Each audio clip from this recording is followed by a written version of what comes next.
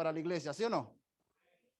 Eso se contagia y nosotros seremos bendecidos por la bendición que el Señor le dará a ellos. Así que vamos a arrodillarnos. Ustedes pueden inclinar su rostro.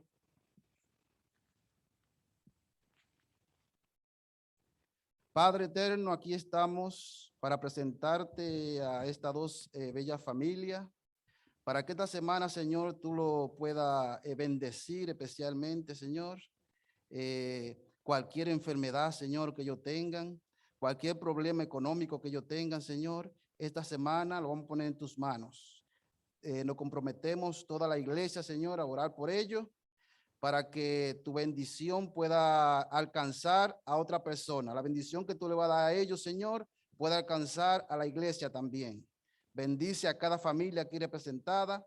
Bendice a sus familiares, especialmente, Señor, aquellos que no te conocen, para que esta semana, Señor, sea la oportunidad de ellos poder presentarte a ti, a sus familiares, con la bendición que tú le vas a dar en esta semana. Gracias, Señor. Bendícelo en el nombre de Jesús. Amén.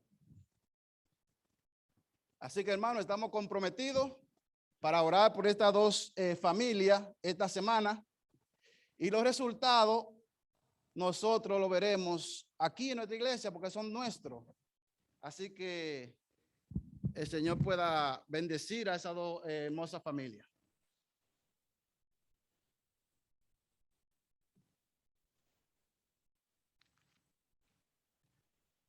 Vine armado, hermano. Así que siéntese tranquilito. Son casi las 12. Así que aquí estaremos hasta las 3. Pero no se preocupe, hermano, que comeremos un manjar traído directamente desde el cielo. Así que le doy las gracias a los muchachos por su participación. Traje este libro para recomendárselo. El retorno de la lluvia tardía. Un libro hermosísimo, hermosísimo. ¿Tú sabes por qué es el retorno? Porque una vez la lluvia tardía estaba cayendo, pero hubo un problema y dejó de caer. Así que con este libro nosotros nos podemos preparar para el retorno, para cuando vuelva a caer la lluvia tardía, nosotros estaremos preparados. Le voy a leer una cita, la única cita que le voy a leer de este libro. El fuerte pregón y la lluvia tardía se titula el capítulo. Y mire lo que dice. Presta atención lo que dice. No hay nada que Satanás tema tanto como que el pueblo de Dios despeje el camino de todo obstáculo, de modo que el Señor pueda derramar su espíritu sobre una iglesia languideciente y una congregación impenitente. ¿Usted sabe lo que significa languideciente? Una iglesia flaca, debilucha, enferma. ¿Usted sabe lo que significa impenitente? Que a pesar de los consejos y la advertencia y muchas veces hasta los castigos, el pueblo sigue actuando de la misma manera. Pero dice que Satanás cogerá miedo de este pueblo cuando este pueblo quite todo obstáculo para que Dios pueda derramar su lluvia tardía sobre este pueblo. Dice que como Satanás no puede impedir que caiga la lluvia sobre la tierra, así no podrá impedir que Dios derrame su lluvia de bendición sobre cada uno de nosotros. Así que, hermano, les recomiendo este libro si usted quiere aprender más acerca de nuestra iglesia. Vamos a tener una corta oración para que el Señor pueda utilizarnos con poder. Padre eterno que estás en los cielos, estamos aquí, Señor, para presentar tu palabra. Te pedimos, Señor, que tú puedas utilizarnos poderosamente, Señor, con el poder de tu Espíritu Santo. Ayuda a que nosotros podamos entender el mensaje y lo podamos poner en práctica. En el nombre de Jesús. Amén.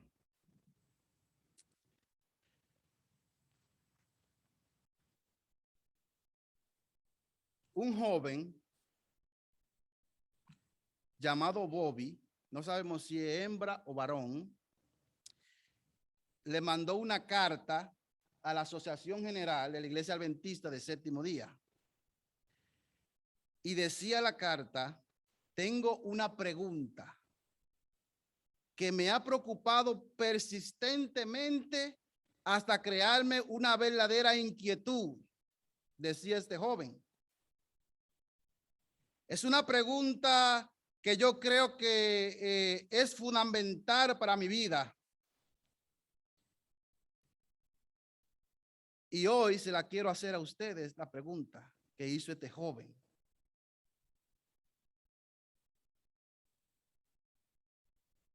Pregunto a cada profeso adventista de séptimo día, ¿por qué eres un adventista de séptimo día? Él se preguntaba eso. ¿Qué significa ser un adventista del séptimo día? ¿Por qué yo soy un adventista de séptimo día? Debieran preguntar nosotros más seguido. Porque la respuesta podría cambiarlo todo. Todo lo que estamos haciendo.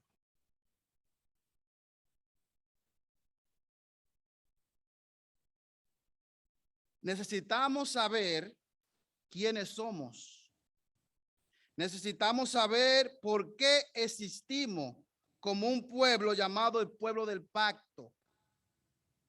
Necesitamos saber cuál es nuestro cometido aquí en la tierra. ¿Para qué estamos aquí?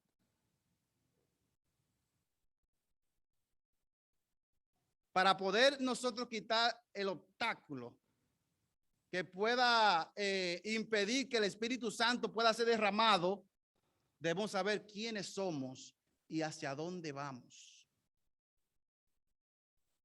Cuando Jesús murió en la cruz del Calvario, la salvación fue asegurada para todo individuo que acepta la vida y muerte del Señor Jesús en su lugar. Eso se llama justificación por la fe. ¿Fue asegurada dónde? En la cruz. ¿Hace cuánto tiempo?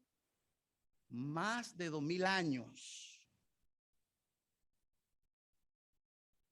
Ahora bien, ¿cuántos adventistas de séptimo día habían alrededor de la cruz en ese día? Estoy hablando de adventistas nominales con sus 28 doctrinas. ¿Cuánto había en ese día? Ninguno.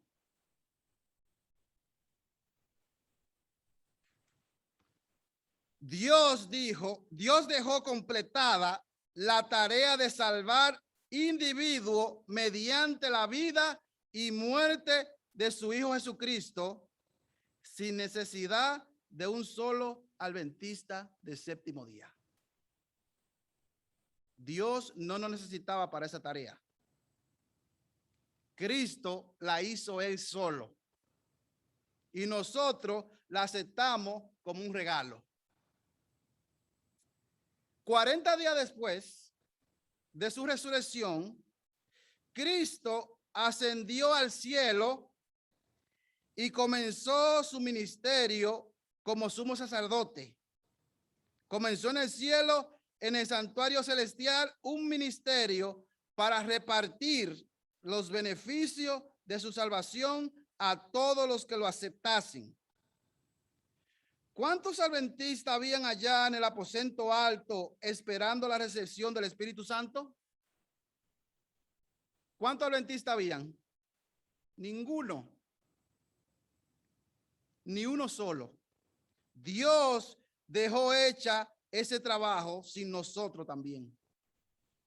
Dios no nos necesitaba a ningún adventista para ese trabajo.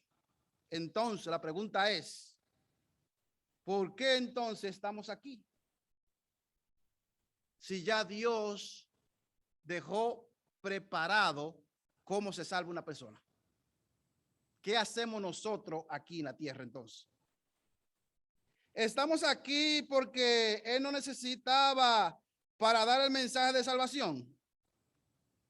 Esa tarea fue ya hecha por muchos otros antes que nosotros. Desde que Dios fundó la iglesia, se ha estado predicando el mensaje de salvación. Si nosotros hacemos lo mismo, entonces no estamos haciendo nada nuevo. Estamos repitiendo lo que otro ya hizo hace mucho tiempo. ¿Por qué creó entonces Dios nuestro movimiento? ¿Usted sabía que la iglesia adventista es un movimiento? ¿Usted sabe lo que hace un movimiento? No se para. Un movimiento sigue una meta, un propósito. No se une con ningún otro grupo. No acepta nada de otro grupo, porque ya tiene una meta fija ese movimiento. Vamos a repasar algunos textos bíblicos que sin los cuales, si no existieran esos textos en la Biblia, no existiera la iglesia adventista del séptimo día. Vayamos al primero, Apocalipsis 14, que todos lo conocemos. Apocalipsis 14, versículo 7.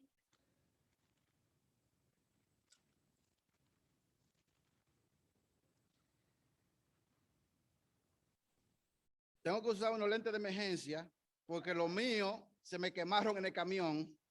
Entonces, estos son para leer. Y si lo mira ustedes, no veo nada.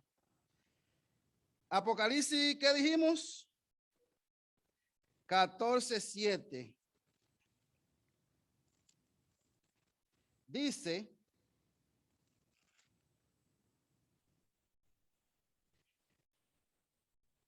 está hablando el primer ángel, diciendo en alta voz: teme a Dios y dale gloria, porque la hora de su juicio ha venido, y adorá a aquel que hizo el cielo y la tierra y el mar y la fuente de las aguas. ¿A qué periodo de la historia está hablando este versículo? ¿Cuándo se cumplió este versículo? Sí, bueno, ahí decía, ha llegado que la hora de su juicio. ¿Cuándo llegó en nuestra historia la hora del juicio de Dios? 1844. Llegó la hora del juicio de Dios. Quiere decir, hermano, ¿en qué año comenzó la iglesia a militar, la iglesia adventista? En esa misma época, ¿sí o no? Quiere decir que esta iglesia tiene mucho que ver con este texto de que el juicio de Dios ha llegado. ¿El juicio de quién? ¿El juicio de quién? De Dios. Quede eso en la mente. El juicio de Dios.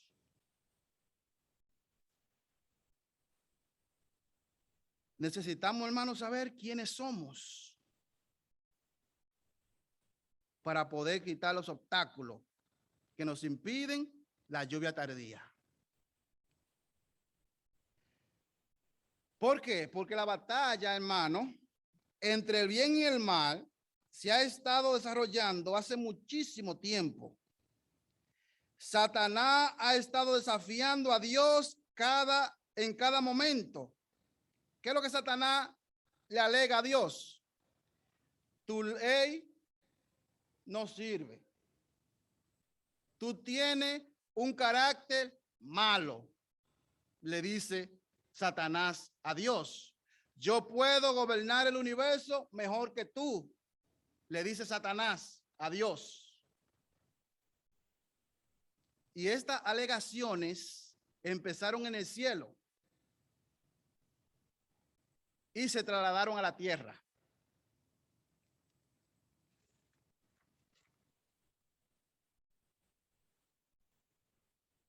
Y saben, hermano, dónde Satanás encuentra sus mejores argumentos en contra de la ley de Dios y de su carácter. ¿Ustedes saben dónde? No es con los filisteos, no es en Egipto o en Edom o en Babilonia. Dentro de su pueblo es que Satanás encuentra los mejores argumentos de que la ley de Dios no sirve y que el carácter de Dios es malo. Y Satanás entonces acusa a Dios y le dice, mira ese, tú no estás viendo que se dice que es hijo tuyo, y mira cómo se va con otros dioses. Le restrega a Dios que su plan no sirve. Cuando nosotros pecamos, le damos la razón a Satanás, de que Satanás tiene razón y que Dios está equivocado. Y son acusaciones fuertes en contra del gobierno de Dios. Son tan fuertes, hermanos, que ya van 6,000 años y no se ha podido resolver el problema. Y no es por Dios. Porque cuando Cristo estuvo en esta tierra y vivió una vida santa, quedó vindicado en nombre de Dios. Quedó vindicado en nombre de Dios. Pero ahora, hermano, el universo quiere saber y quiere ver que los habitantes de la tierra también pueden vindicar en nombre de Dios. Eso es lo que falta. Eso depende de nosotros cuánto tiempo duremos aquí en la tierra.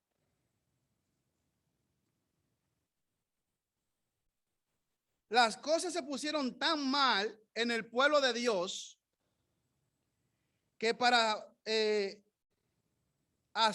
Dios poder hacer funcionar su plan, Dios tuvo que mandar a su pueblo a la cautividad para ver si con el castigo ellos levantaban la cabeza.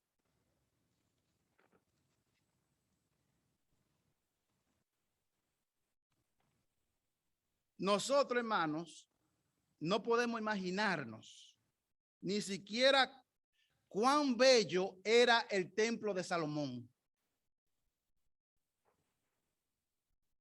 Y por los pecados y la desobediencia del pueblo, ese templo fue destruido completamente.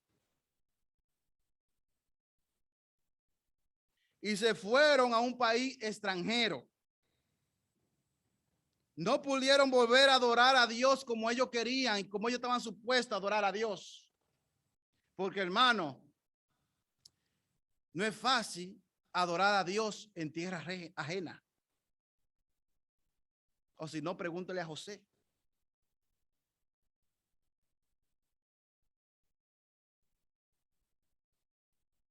La cosa estaba tan mal, que Daniel tuvo que hacerle una pregunta. Busquemos Daniel, capítulo 8, versículo 13. Sin este versículo, sin este texto, tampoco hubiera iglesia adventista del séptimo día.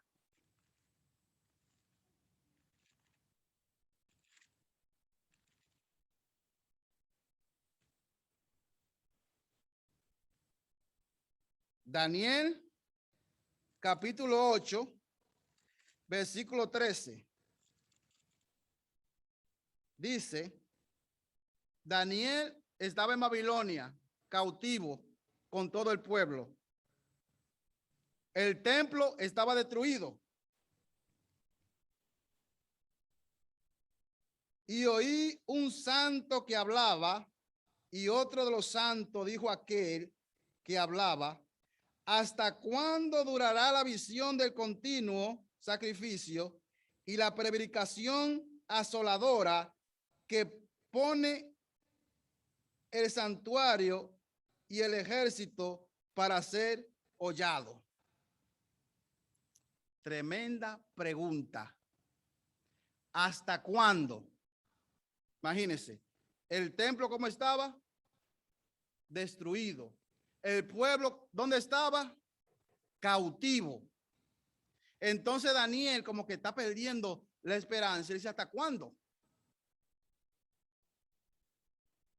La pregunta parafraseada dice, ¿en cuánto tiempo, por cuánto tiempo estará Satanás ganando la batalla?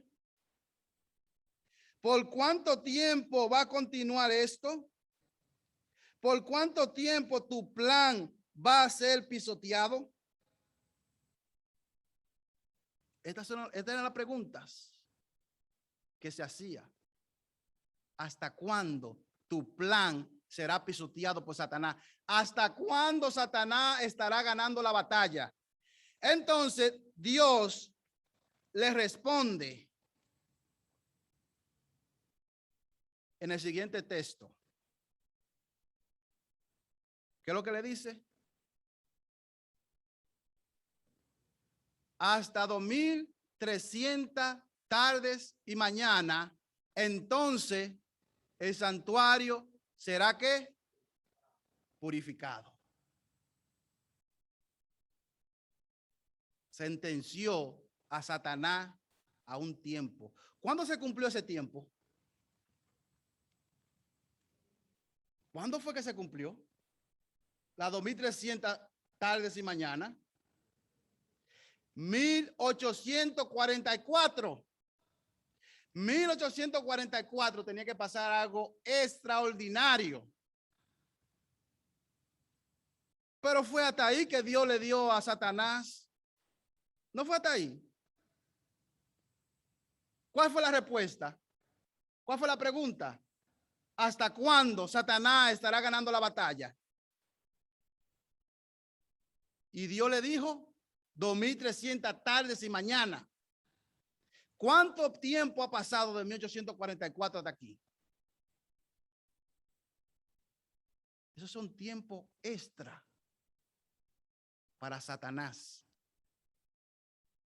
Nosotros le hemos alargado la vida a Satanás. Nosotros.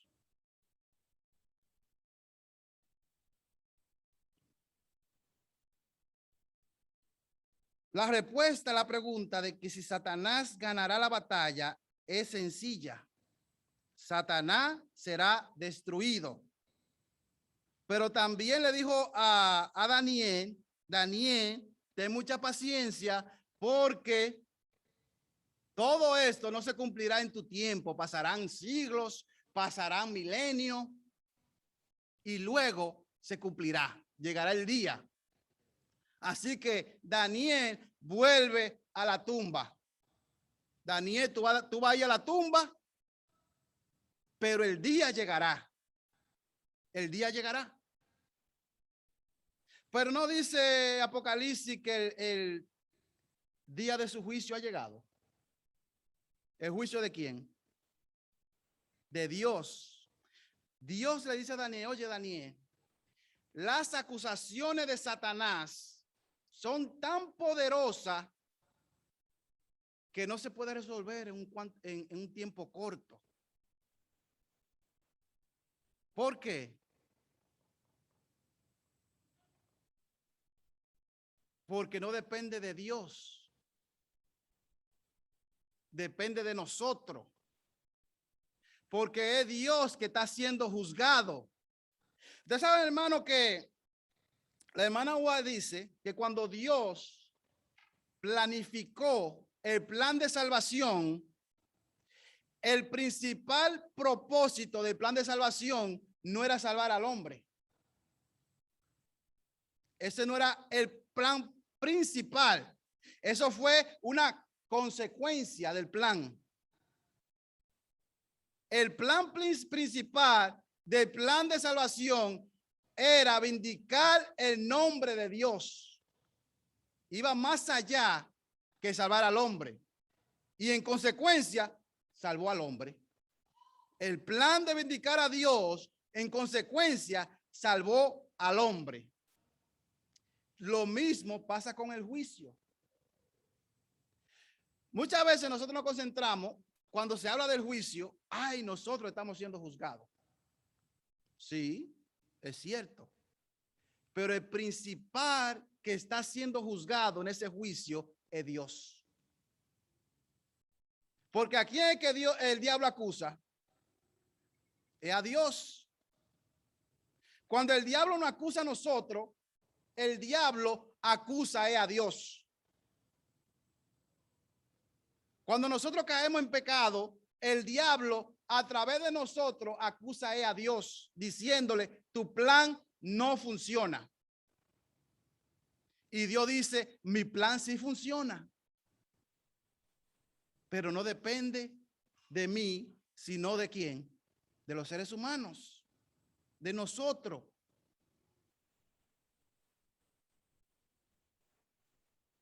¿Ustedes quieren ver que no solamente nosotros estamos siendo juzgados? Vayamos a Romanos capítulo 3.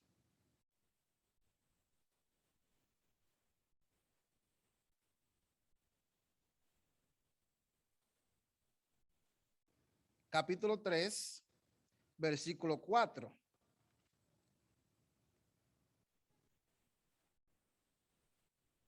Mire lo que dice.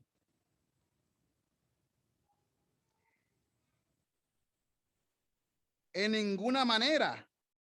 Antes bien, sea Dios veraz y todo hombre mentiroso, como está escrito, para que sea justificado en tus palabras y venza cuando sea que. ¿Quién? ¿Quién está siendo juzgado? Vamos a leerlo otra vez. Vamos a leerlo otra vez entonces. En ninguna manera. Antes bien, sea Dios veraz y todo hombre mentiroso, como está escrito, para que sea justificado en tus palabras y venza cuando sea juzgado. ¿Quién es que está siendo juzgado? Es Dios. El hombre, a través de Satanás, se equivoca pensando que el plan de Dios no funciona. Y dice Pablo, no, sea todo hombre mentiroso. Dios será encontrado inocente en el día que sea juzgado. ¿De qué? De los argumentos que Satanás levantó en contra de su ley y de su gobierno.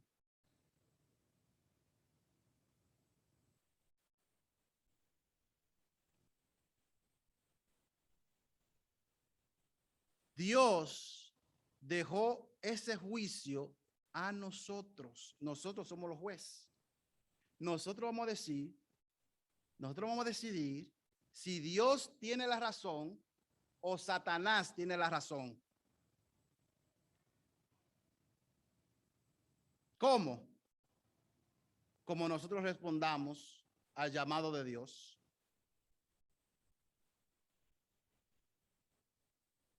Satanás tiene su ejército y Dios tiene su ejército. Si Dios está siendo juzgado, su pueblo también está siendo juzgado. Y nosotros decidiremos quién está apto para gobernar el universo. Si Dios o Satanás. Y Dios va a presentar sus argumentos y Satanás va a presentar sus argumentos.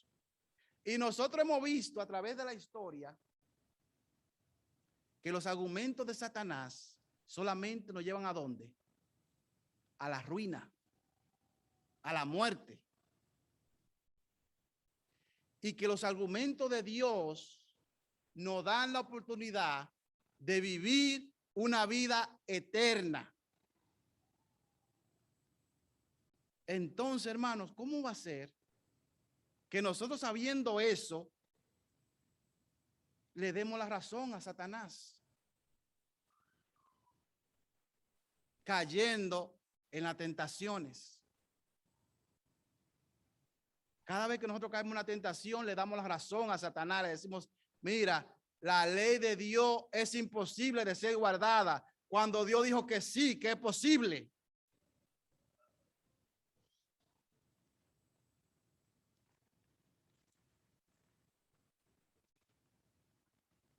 Aquí, hermano, dice que Dios está siendo juzgado.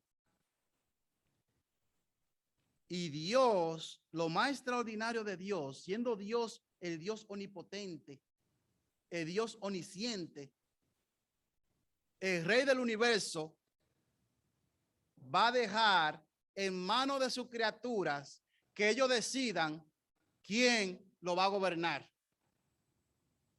El universo no caído, los mundos no caídos ya decidieron quién lo va a gobernar. Solamente faltamos nosotros. Nosotros en todo el universo solamente faltamos decidir quién queremos que nos gobierne. Y sabemos la consecuencia de cada gobernante si elegimos uno de los dos. Tenemos que elegir. Tenemos que elegir. ¿A quién elegiremos nosotros?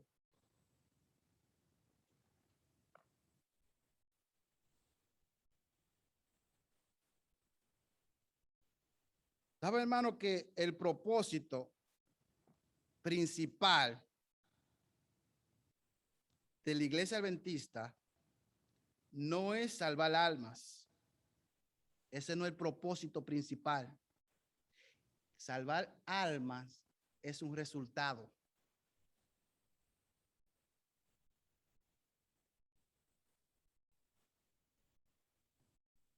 Dios va a exponer su sistema, su carácter, él mismo, a fin de que el universo decida quién es el verdadero y quién es el falso. En el conflicto de los siglos, nadie aquí dudará que el Verbo, cuando se hizo carne, habitó entre nosotros como hijo del hombre, vindicó maravillosamente el carácter de Dios. Pero permanece la cuestión, ¿pueden los seres humanos caídos, pecaminosos, ser participantes en esa vindicación? ¿Pueden ser parte sustancial de la respuesta divina al problema del pecado? El propósito principal de nosotros aquí en esta tierra es vindicar el nombre de Dios. Y como resultado, hermano, como resultado, el Señor nos usará poderosamente para nosotros poder alcanzar a aquellos que se están perdiendo. De otra forma, hermanos, vamos a seguir siendo una iglesia languideciente. ¿Se llenará la iglesia de miembros? Sí, puede ser. Pero seguirá siendo una iglesia flaca y débil. Y Dios no va a venir a buscar una iglesia flaca y débil. Dios viene a buscar una iglesia triunfante. La iglesia no se convertirá en triunfante cuando Cristo venga. No, Dios viene a buscar una iglesia que ya triunfó aquí en esta tierra.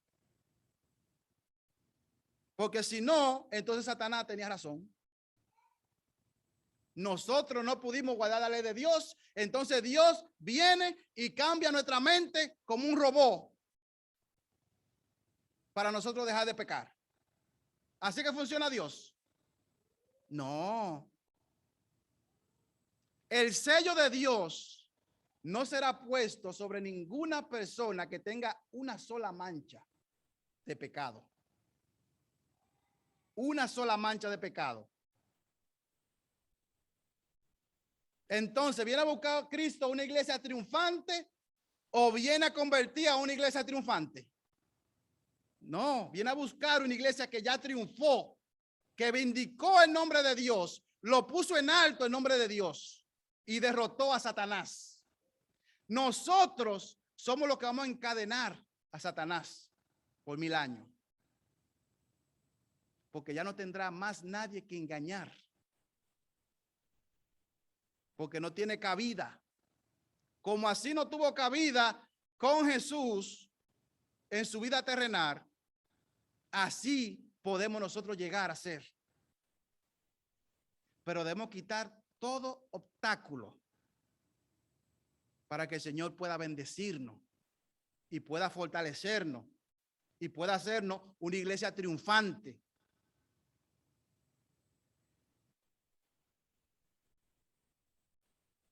Todo el cielo está esperando oír cómo vindicamos la ley de Dios.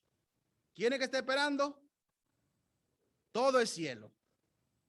Porque el cielo no va a aceptar a nadie. Los mundos no caídos no van a aceptar a nadie con una mancha de pecado.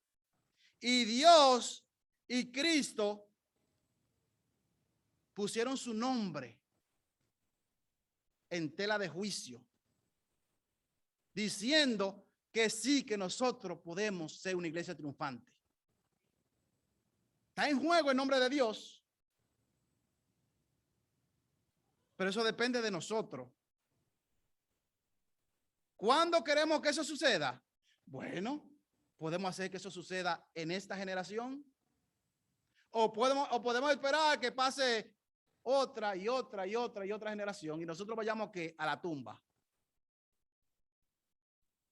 ¿O queremos nosotros, lo que vivimos ahora, ser parte de esa iglesia triunfante?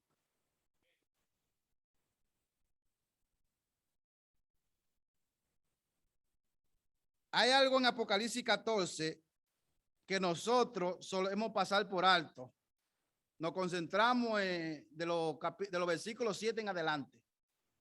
Sin embargo, antes de esos capítulos, antes de esos versículos, de versículo 7, hay un grupo de personas que resalta aquí en este capítulo. Dice, en su boca no ha sido hallado engaño, porque ellos son sin mácula delante del trono de Dios. Ahí están realmente los que tienen la paciencia de los santos, guardan los mandamientos de Dios y la fe de Jesús.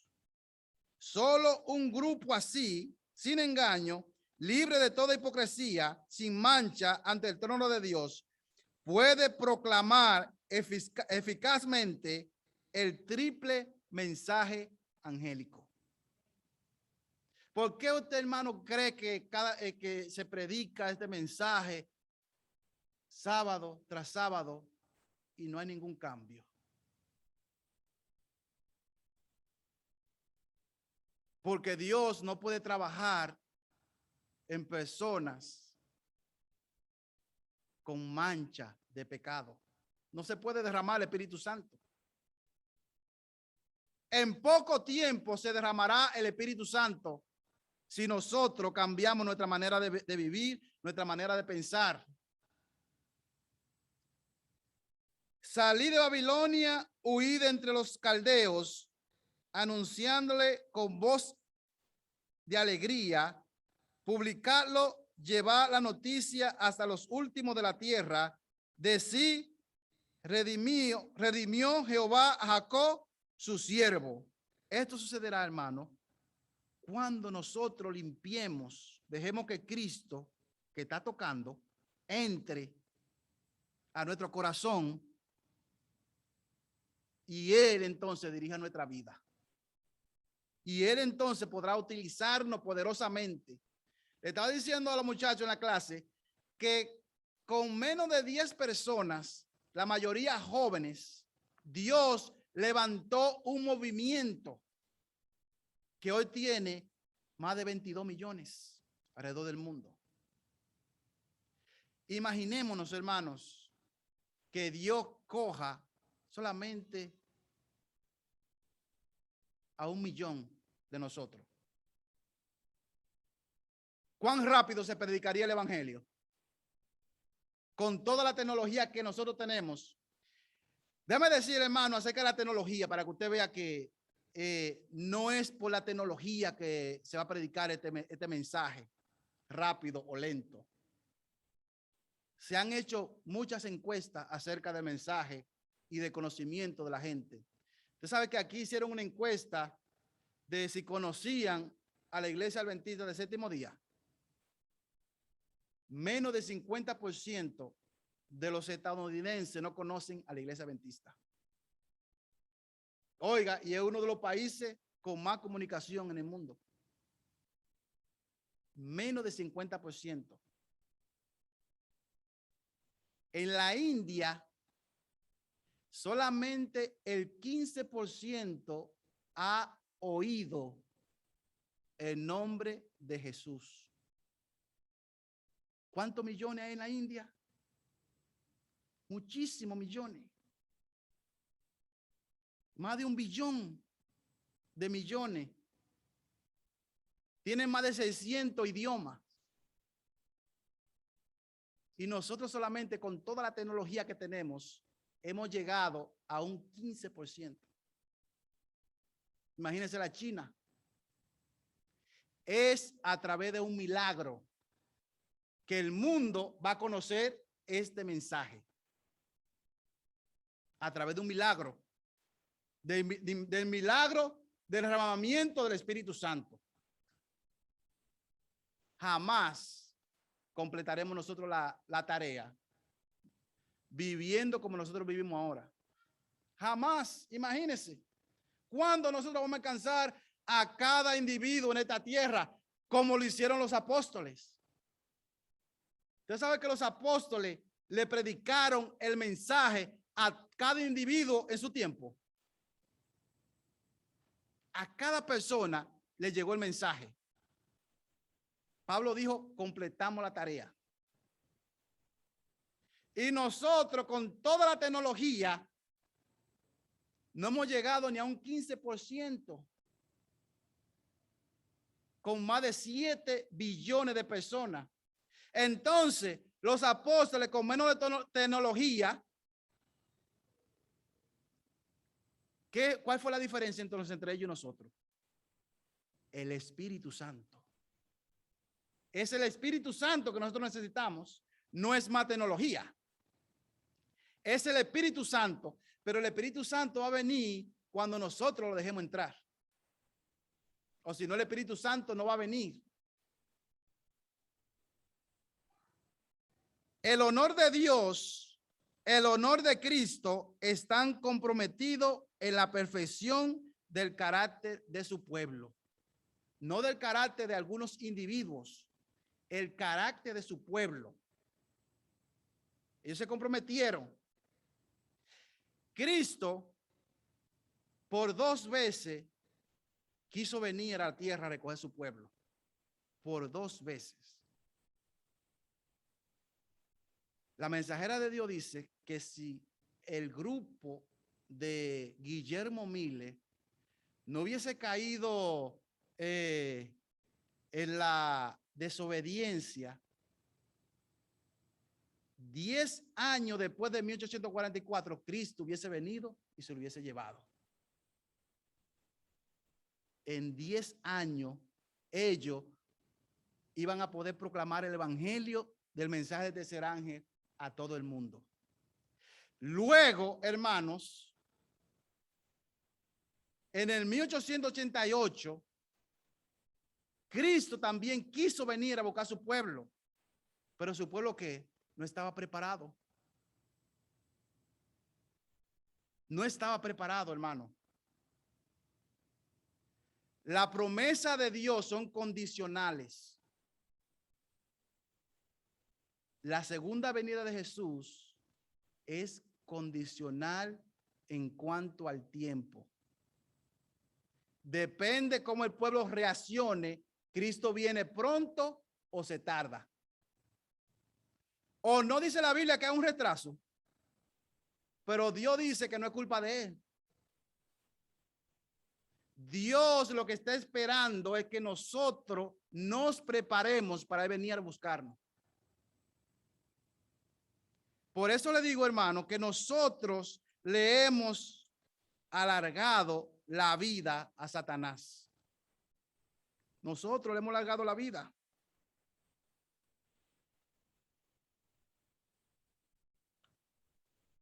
Observa, no es una cuestión de si nos salvamos o nos perdemos. Tiene que ver con el honor de Dios. No se trata de nuestro honor. No se trata de nuestra capacidad para lograr la perfección de carácter. Nosotros no tenemos ningún honor y ninguna capacidad para lograr eso. Solo el Padre y el Hijo y el Espíritu Santo pueden lograr eso en nosotros. La perfección. Solamente ellos pueden lograrlo. Nosotros no podemos hacerlo. Por eso es que nosotros debemos darle nuestra voluntad a Dios para que Él entonces la pueda dirigir. Y así poderosamente como usó a sus discípulos, Él nos va a usar a nosotros. Ellos solamente eran 70. Nosotros somos 22 millones.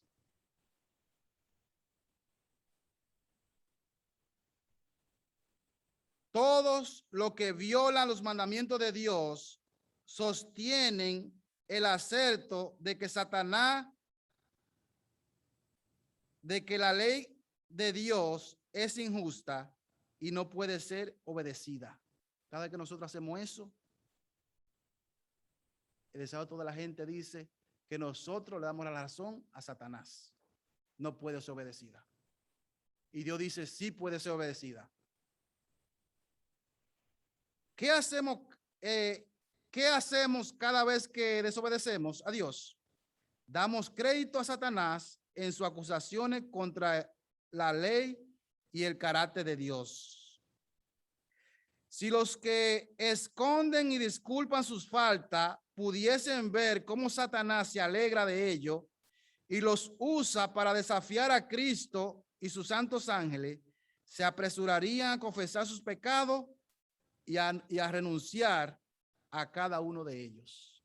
Si nosotros viéramos cómo Satanás se ríe delante de Jesús, diciéndole, tu plan no funciona. Mira a los adventistas del séptimo día, tu pueblo del pacto, cómo viven. Tu plan no funciona. Son acusaciones fuertes, hermanos. ¿Por qué? Porque la estamos viendo nosotros, cada uno de nosotros. En mí, Satanás está viendo que es verdad. Jesús ve en nosotros y dice, es verdad, Satanás tiene razón. Pero depende del ser humano contradecir lo que Satanás está diciendo. ¿Cómo? Dejando que Cristo viva en nosotros. Y Jesús nos va a acoger a cada uno de nosotros y va a cambiar nuestra vida. Vamos a llegar a un punto, hermano, que nosotros vamos a aborrecer el pecado. La hermana Guay dice que dos cosas le dolían a Jesús cuando estaban en la cruz. Dos cosas. Una, el alejamiento que se hace entre Dios y la criatura cuando la persona peca. Y dos, la familiaridad que nosotros tenemos con el pecado. Nosotros pecamos y muchas veces ni nos duele. De tan familiarizado que estamos con el pecado. Dice que a Jesús le dolía eso. Pero Jesús puede cambiar esa mente. Él puede hacer por nosotros lo que nosotros no podemos hacer por nosotros mismos. Él puede cambiarnos. Y cuando nosotros hagamos eso, entonces declararemos que Satanás es un mentiroso y que Dios es veraz. Y Dios entonces vendrá y destruirá a Satanás, al pecado y la muerte. ¿Cuándo sucederá? Depende de nosotros, hermanos. ¿O usted no ha leído que nosotros podemos agilizar o retrasar la venida de Jesús? Nosotros podemos hacer eso. ¿Cómo?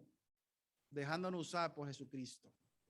Así que, hermanos, antes de nosotros ganar un alma, preguntémonos, con mi vida, ¿estoy yo vindicando el nombre de Dios a la posición que Dios se merece?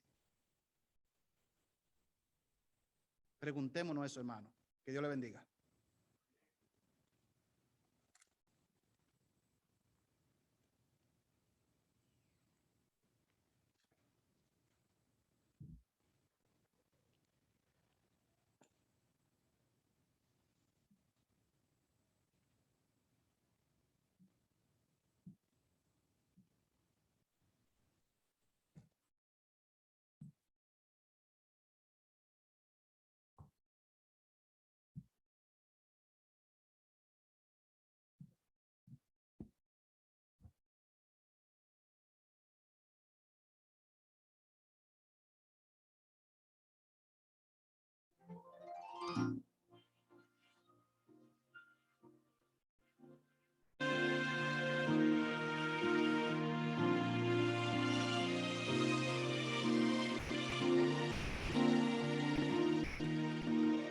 En presencia estar de Cristo, ver su rostro que será cuando al fin en pleno gozo mi alma le contemplará. Cara a cara espero verle cuando venga en gloria y cara a cara ya en el cielo he de ver a mi Jesús.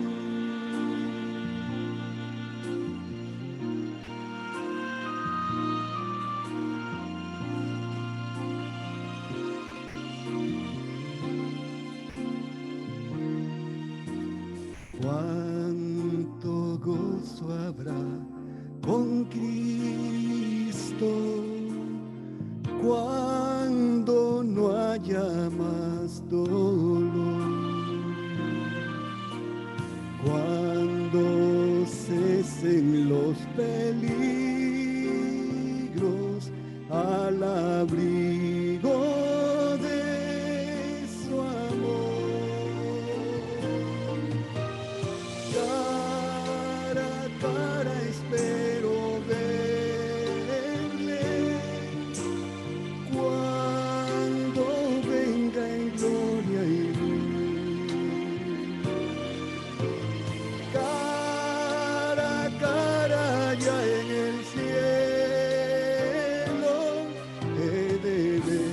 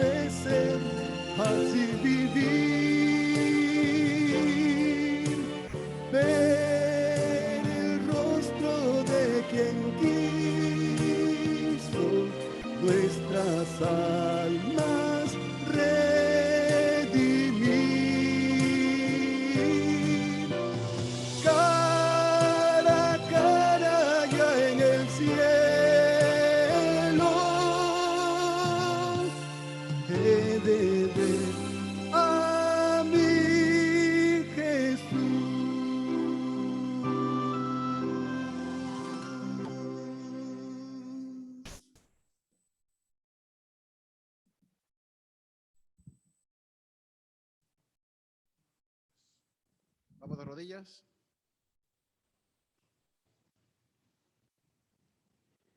Padre, gracias, Señor, por tu palabra.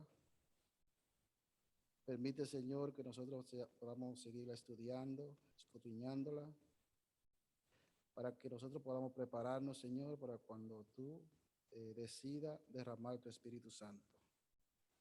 Bendícenos a cada uno de nosotros, Señor. Ayúdanos a que nosotros podamos en nuestra vida diaria, en nuestro comer, nuestro beber, nuestro vestir, nuestro hablar, nuestro caminar, podamos representarte donde quiera que estemos. Gracias, Señor, en el nombre de Jesús. Amén.